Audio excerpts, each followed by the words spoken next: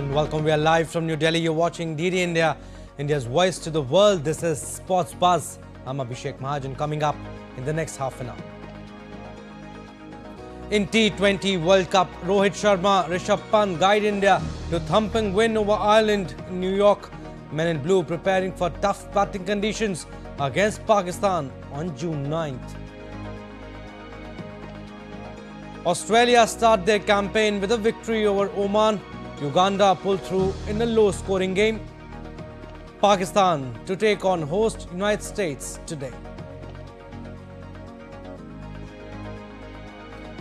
In French Open, teenager Mira Andreeva stuns ailing Sabalenka to make it to the semis. In men's singles, Alexander Zverev advances to fourth consecutive French Open semi-final.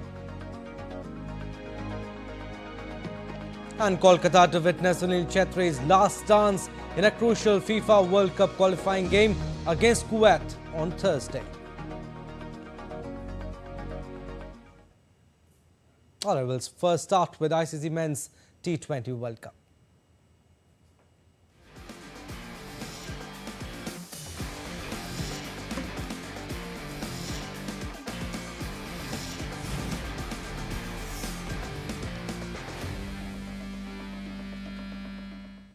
So India is past Ireland by 8 wickets to start their T20 World Cup 2024 campaign with a win. India blew away the Ireland batting lineup after winning the toss and putting them into bat. Led by Hardik Pandya's 3-wicket haul, India restricted Ireland to 96 in the T20 World Cup. Jasprit Bumrah and Arshdeep Singh also took 2 wickets each. Meanwhile, in the chase, Rohit Sharma's 52 of 37 kept India in the driving seat, and the side eventually reached home in 12.2 overs. Rohit had to retire hurt after getting injured during batting, but Rishabh Pant played a superb knock and he remained unbeaten.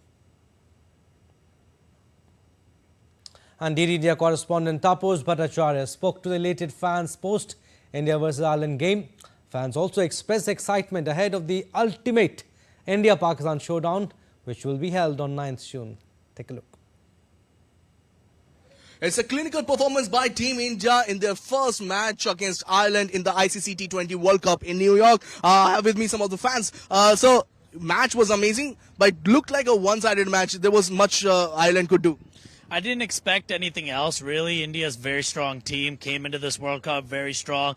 I was hoping for full 40 overs, but, you know, a win is a win. I'm happy with it. And here in New York, great weather. Can't ask for more. What about you, sir? You saw Rohit. He played exceptionally well. Hardik Pandya also played his part, isn't it?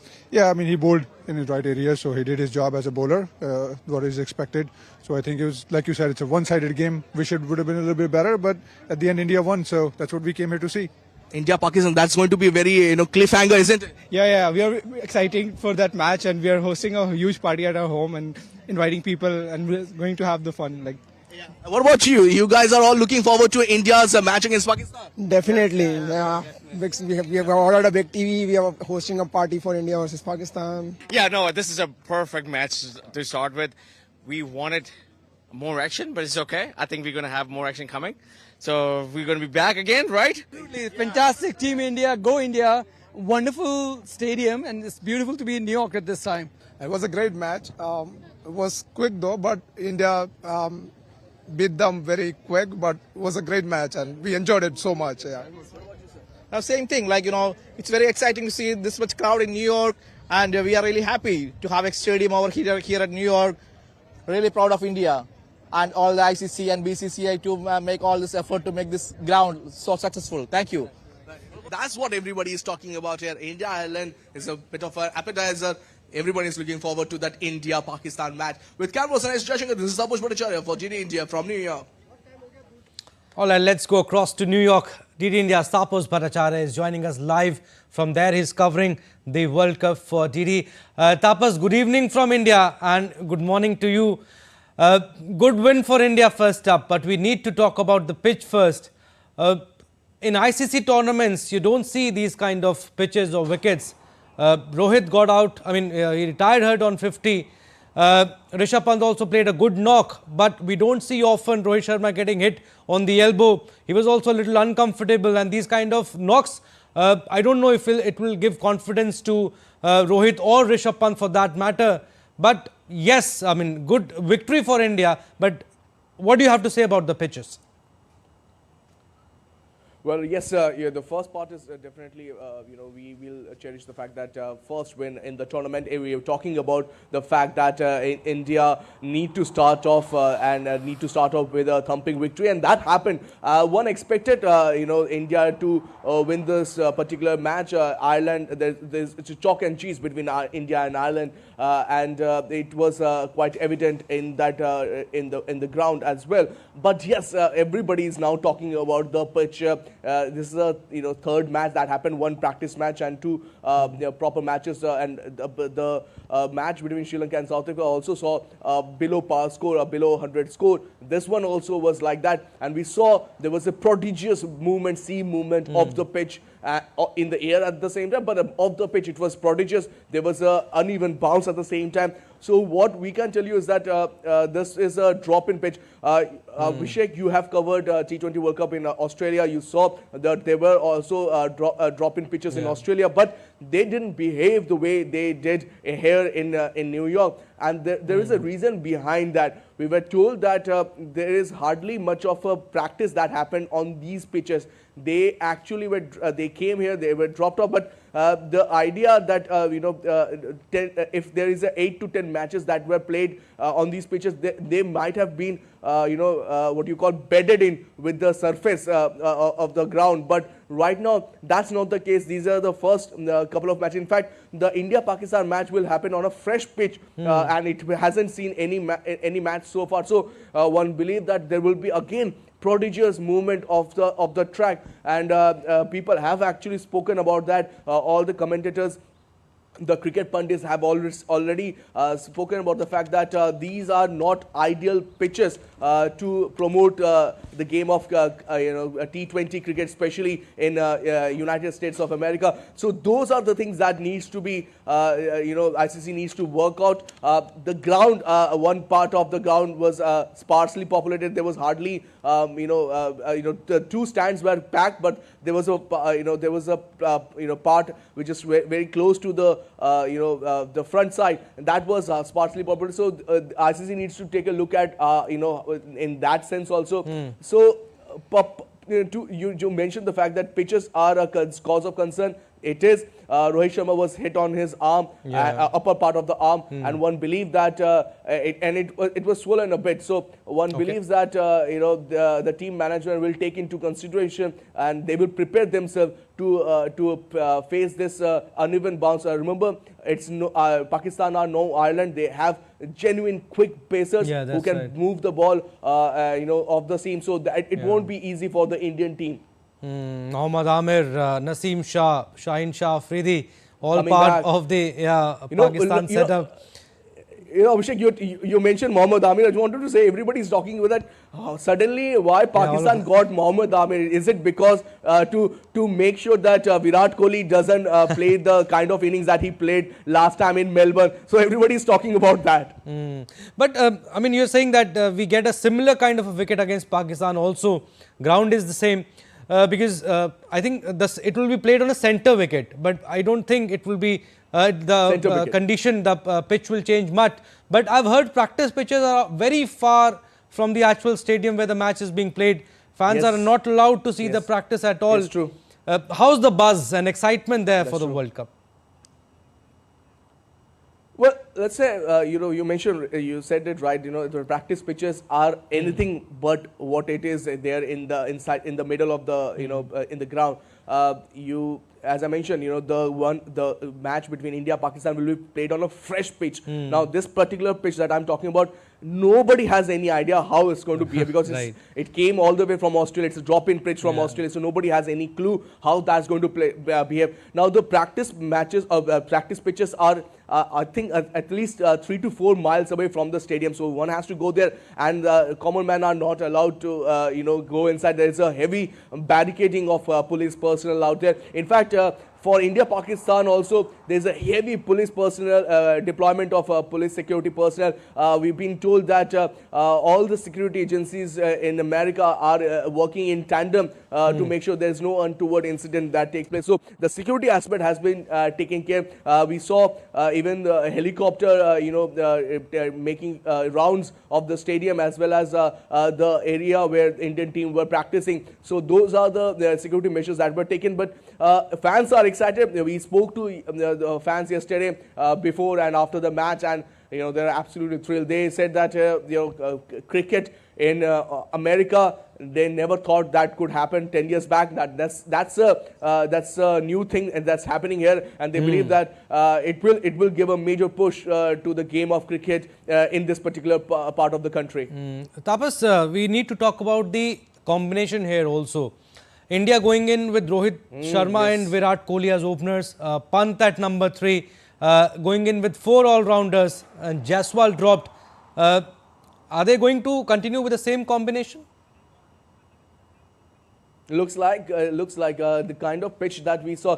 See the playing 50, playing 11. You saw the 15-member squad that the BCCI chose, the selector chose for the Indian team, and you see there were 4 spinners. And when we spoke to Rohit Sharma before the match, he said that we asked him, quite casually that will the magician tell us the reason about this trick that he's saying, why getting 4 spinners. He said, wait for the time. So we believe that the 4 spinners are actually for the West Indies leg of the tour, where it is expected the pitches to be slow and low, and it is expected to help the spinners. Now, this particular, the group stages where in America, it's a done deal. We believe that Indian team is expected to top the group. Even if they don't top the group, they will expected to make it to the Super 8, and from the Super 8, the actual tournament will kickstart. So that's where people are talking about that. We have and they also want to try out their bowling all-rounders. You have Hardik Pandya. You want to give a chance to the Shivam Dube, how they come out. So and Shivam Dube is quite highly ranked, and people are talking a lot in the team management about his batting prowess, especially in the middle over, where he can actually hit the bowlers, spinners at brims. So that's something that they want to do. They also want to say they want to get the 4 overs from Hardik Pandya as well as from Shivam Dube. So that 8 overs gone from them, and we now have Bumrah and Arshdeep at the same time. It does provide you that extra bit of bowling muscle, and also you don't forget the likes of Akshar Patel and Ravindra Jadeja. They are your spin bowling all-rounders. So that's also you're getting when we spoke to Rohit Sharma, he's mentioned the fact that he would like to play at least 3 out of the 4 bowling all-rounders, because that gives them a lot of depth in the team, and that's where one of the reason why you see Virat Kohli and Rohit Sharma coming out in the top 1-2. There is also another part that we saw in 2023 World Cup. Abhishek, you covered the way Indian team management went about their business, the fact that they want to score runs right at the start. And that's something that the Indian team management has been talking about. And what better way to get your 2 best batsmen right at the start? And if one of them can stay till, let's say, 12 to 15 overs, you will be looking at a high score on for your team. So that's another point that they have been talking about. So far, it doesn't look like there will be much of tinkering with the playing 11 that we currently have. All right, Tapas, we'll leave it at that for the time being. But yes, we'll keep taking updates from you. An all-round show from Marcus Stoinis helped Australia clinch a 39-run victory over Oman in their Group B match of the T20 World Cup on Thursday. Asked to bat first, Australia posted 164 for 5 in 20 overs, with Stoinis scoring 67 in 36 balls. Meanwhile, David Warner, in his final tournament before international retirement, compiled 56 of 51 deliveries before falling in the penultimate over. The Kangaroos also produced a dominating bowling performance as they restricted Oman to 125 for 9. For Australia, Stoinis scalped 3 wickets, while Mitchell Starc, Adam Zampa and Nathan Ellis scalped 2 wickets each. And Uganda claimed its first ever T20 World Cup win with a 3-wicket victory over Papua New Guinea at Providence Stadium on Wednesday in a low-scoring but tense encounter. The African side bowled out PNG for 77 and after struggling at 26 for 5 in reply, reached the target in 18.2 overs with Riyazat Ali Shah top scoring with 33. Riyazat put on a crucial 6-wicket partnership of 35 with Juma Miyagi, which effectively won the game for the tournament debutants. But PNG will rue the moment that Riyazat on 8 was dropped by Charles Amini, who misjudged a relatively simple catch. The Pacific Islanders had their work cut out trying to defend such a low total, but were also undone in part by some loose bowling, conceding 15 wides. And after that let off, Riyazat played a disciplined and focused innings until with just 3 needed to win, he skied a catch to John Kariko at third man. The Ugandans celebrated their victory by dancing on the edge of the field as the team, which beat out more established cricketing nation Zimbabwe to reach the tournament, picked up their first points. Alright, from cricket, let's move on to tennis. French Open. 4th seed Alexander Zverev kept his bid for an elusive first Grand Slam title alive by reaching a 4th straight French Open semi-final. The victory over 11th seed Australian Alex de Minaur on Wednesday. Zverev will play 7th seed Casper Ruud in the last 4 after holder Novak Djokovic's withdrawal from the other quarterfinal with a knee injury. De Minaur gifted his opponent a break and a 4-2 lead with a double fault, but battled tenaciously to recover it 3 games later, only to surrender serve again with Zverev closing out the victory. And in women's singles, 2nd seed Sabalenka was sent crashing out of the French Open after a shocking quarterfinal loss to Russian teenager Mira Andreeva on Wednesday. Having won her last 2 meetings with Andreeva comfortably, Belarusian Sabalenka wasted little time getting to work as the Australian Open champion cranked up her big shots to go ahead 3-1 before her serve came undone in the opening set. However, Sabalenka was hampered by illness throughout the contest. A suddenly out-of-sorts Sabalenka called the trainer out and had medication for illness after the 17-year-old Andreeva surged to a 5-3 lead and sensed a real opportunity to cause a massive upset on the biggest stage. An Italian surprise package, Jasmine Paolini stuffed off a fight back from 4th seed Elena Rybakina to seal a stunning 6-2, 4-6, 6-4 victory on Wednesday and advanced to the French Open semi-finals for the first time. The 12th seed Paolini set up a last 4 showdown with Russian 17-year-old Mira Andreeva.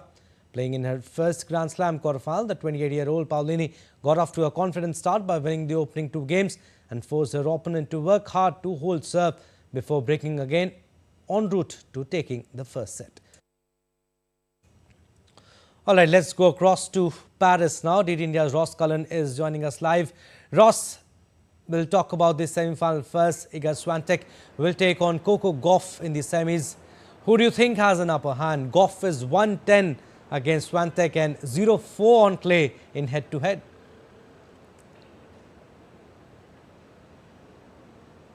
Well, Iga Swiatek has said that Coco Gauff has improved her mentality and she is now a much stronger player mentally, and it's going to be a much tougher proposition for Iga Swiatek to try to reach the French Open final and continue this quest to win 3 on the trots. But Coco Gauff has now got that has not got the problem in terms of landing her first Grand Slam title. She's already done that in the US Open, so we know that she has what it takes to win a major. But in terms of they're going to come up against, it's going to be either Mira Andreeva or Jasmine Paolini, who are facing off in the other semi-final. Ross, also, we need to talk about the women's singles quarterfinal game. 17-year-old Mira Andreeva's stunning 2nd seed Sabalenka. She snapped 11 match-winning run at the Grand Slams this year for Sabalenka. And she lost the first set and then won the last 2. I'm talking about Andreeva. What a game. But yes, Sabalenka wasn't feeling well. She took medication also. But absolutely a big win for Andreeva. Sabalenka managed to win the first set and looked as though she had some stomach issues in the second and the third. Some kind of problem. She certainly wasn't at her best, and she had admitted going into this tournament that she does know that although she has a strength, Aryna Sabalenka on hard courts. When it comes to clay courts, such as here in Paris, she knows that Iga Swiatek is the dominant force on this surface. But she was trying to get through and maybe break that duck and try to win a French Open title for the first time, Aryna Sabalenka, after winning 2 Aussie Open titles. But she is now out, really struggling against the 17-year-old Russian, Amira Andreeva. Now, she becomes the youngest player to make the French Open semi-finals since Martina Hingis in 1997, the Swiss great. So some 27 years on, and we now have somebody else who is 17 years old in the women's semi-finals. And she was Martina Hingis, I remember she was 16-year-old. But Ross, I mean, Alexander Zverev beating Alex de Minaur in men's singles. Zverev looks in top form, 4th consecutive French Open semi-final for him. Yeah, he's hoping to win the French Open. It's now been 4 consecutive years that Alexander Zverev has at least made the semi-finals here. And as the number 4 seed, you would be expecting him to get to the semi-finals, to make it to the last 4. He obviously dispatched Rafael Nadal, the 14-time champion, in round 1. And since then has come through a few tough matches. But last night, Wednesday night, no such problems for him against the Australian Alex de Minaur. Straight sets for the German, who is continuing his quest to win the French Open here in Paris, and then later in the year, also in the French capital, try to defend his Olympic gold medal. Ross, also, I mean, the match against de Minaur, I mean, featured some pivotal moments also, especially in the second set. Saved a set point at 5-6 and then clinched a crucial 39-shot rally during the tie break. What does it show? The resilience and ability to make a comeback?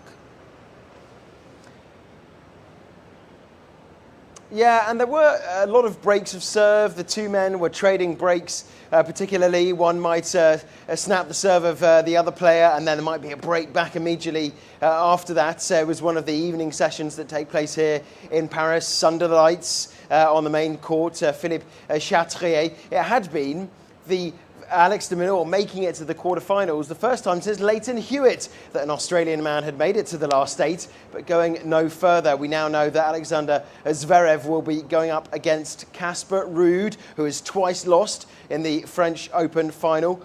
So he will Mr. Ruud will certainly want to try to win that match if he does get through, and then make it to another French Open final and finally try to win the major title. On the other side of the draw, really stellar semi-final.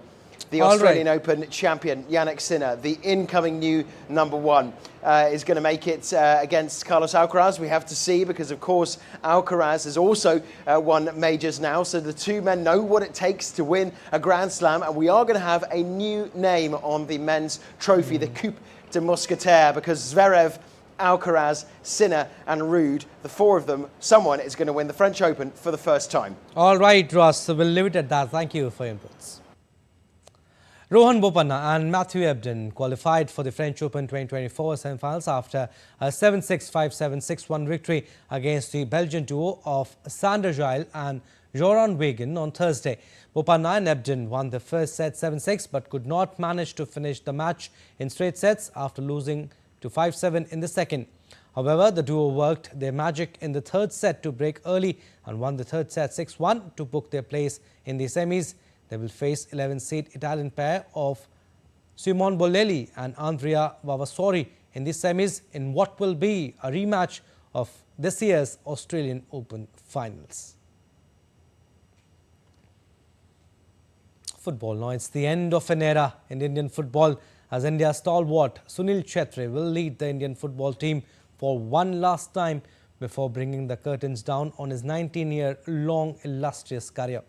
The 39-year-old will sign off from the international stage by leading the Indian team against Kuwait for one final time in a high-stake World Cup 2026 qualifier.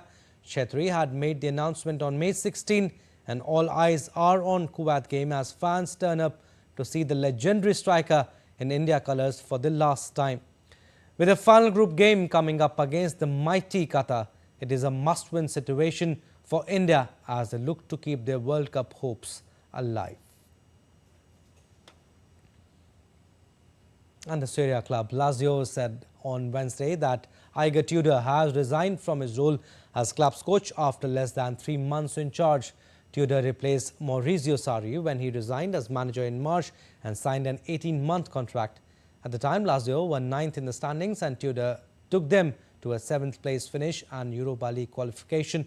The 46-year-old Croatian has previously managed Hellas Verona and Udinese in Italy and took Olympique de Marseille to a 3rd place finish in League One in 2022-23 season before leaving the club in June last year.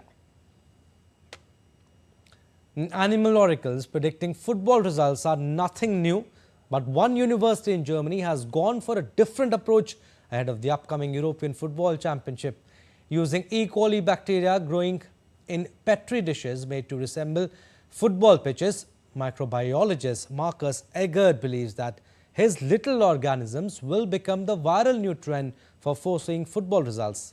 The E. coli bacteria so far are favouring host Germany for the opening match against Scotland. Egert says that the bacteria could also be used to predict other matches. Whether or not the gut feeling of the bacteria will prove right will be seen once the ball drops for the opening match on June 14 in Munich.